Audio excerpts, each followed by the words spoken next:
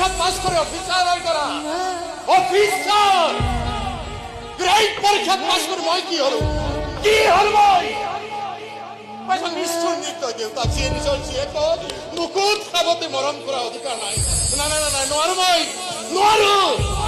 জুনুকাক নোচোৱাকৈ থাকিব নোৱাৰো জুনুকাই নোৱাৰে